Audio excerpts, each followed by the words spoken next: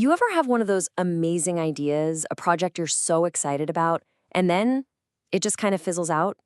Yeah, we've all been there. But what if the key to actually making progress was hidden inside a simple conversation? Well, we took a raw, 2-hour accountability meeting between two professionals and basically tore it apart to find out. I mean, this is the big question, right? It's that huge gap between knowing what you should be doing and then actually getting it done. It's a problem every single one of us runs into. And today, we're going to see if we can find a real answer. And what's so cool about this is our source material. This isn't some polished self-help book or a formal lecture. Nope. We've pulled all these insights from a super candid private chat where two people were just holding each other's feet to the fire. We did all the digging to pull out the lessons that you can use. So we've boiled their conversation down into 4 big ideas. First up, we're going to talk about redefining who you are professionally. Then, how to stop thinking and start doing. Third, how to become a master of your tools, both new and old. And finally, how to face down those sneaky obstacles that live inside your own head. Okay, let's dive into our first theme. And honestly, it all kicks off with how you see yourself. It sounds so basic, I know, but changing your professional identity might just be the most powerful move you can make. One of the guys in the meeting, Matsukawa, had a huge breakthrough right here. Get this. This one sentence changed everything for him.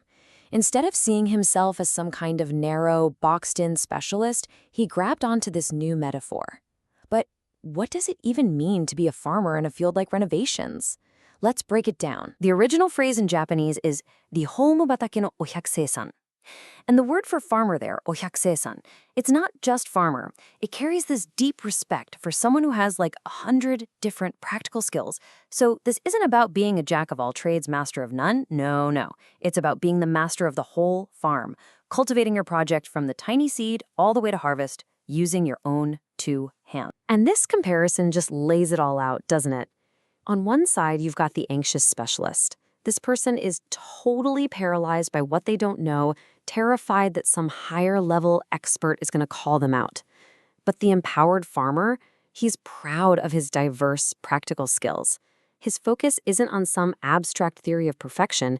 It's on getting his hands dirty and solving the real problem for the real person in front of him. That shift in thinking is a complete game changer. All right, on to our second theme. Because once you start thinking like a farmer, it's not just a mindset. It fundamentally changes how you act. It forces you to move from just thinking about stuff to actually getting tangible results. Okay, this is my favorite part.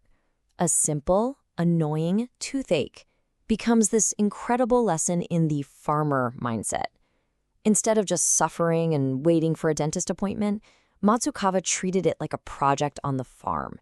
He had a problem, he formed a hypothesis, he found a practical tool, a water jet his family had literally thrown out, and he took action. He solved it. It just proves this problem-solving loop works for everything, from your biggest work project to a sore tooth. And this applies perfectly to how he approached learning a new skill, like electrical work. He realized that a textbook for a qualification exam, a shikaku shiken, it's not going to teach you how to actually do the job. The real knowledge isn't in a book. It's on site, it's unwritten, and you learn it from the old-timers who've been doing it for years.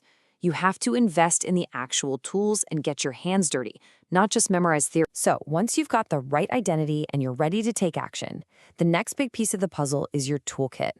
And what we learned from this conversation is that the best toolkit today is a hybrid.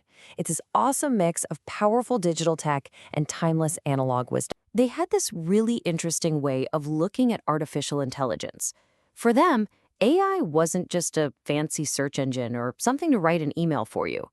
No, they saw it as a very specific, very powerful machine, an information centrifuge.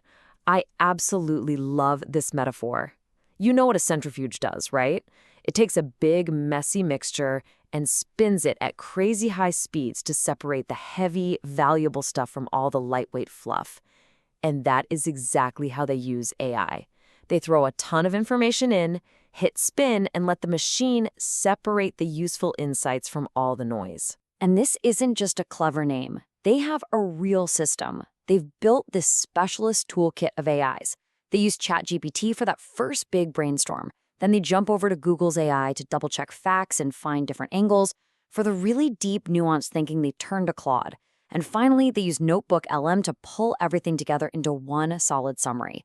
It's a deliberate workflow, not just randomly asking one AI for everything. But that digital centrifuge is only half the story. Their toolkit is balanced. They're also leaning heavily on physical books to spark new ideas, workbooks like Wreck This Journal to break out of creative ruts, and these really important analog routines like morning pages or so-called artist states, which for one of them was just a simple bike ride at night. It's a huge reminder that the most powerful modern toolkit isn't all screens. Okay, this brings us to our last and, maybe the most important section of all. Because you can have the perfect identity, the bias for action, the world's best toolkit, but none of it matters if you don't confront the real enemy. And that enemy is usually staring back at you from the mirror. The single biggest obstacle they both identified? The smartphone. They even had a name for it, smartphone dementia. They could feel how it was just destroying their productivity and mental clarity and sending their procrastination through the roof. But their solution wasn't just try harder. It was architectural. One of them planned to start sleeping in a loft, physically putting a ladder between him and his phone at night. A simple, physical barrier to fight a powerful digital distraction. Seriously? Think about it for a second. We all have one. That one word or feeling that just stops you dead in your tracks before you can even get started. What's yours? For them, the word was mendokusai. It's this brilliant Japanese word that perfectly captures that feeling of, oh, this is a pain, or I just can't be bothered. And here's the real breakthrough. Just by naming it, by identifying mendokusai as the enemy, they could finally start to fight back. You can't defeat an enemy you haven't named. And that's the whole point, isn't it? All this deep work, changing your identity, fighting your inner demons, it's almost impossible to do by yourself. All of these incredible insights we've been talking about, they didn't come from one person sitting alone in a room. They came from a conversation between two people. That's the magic number. So I'm going to leave you with this final question.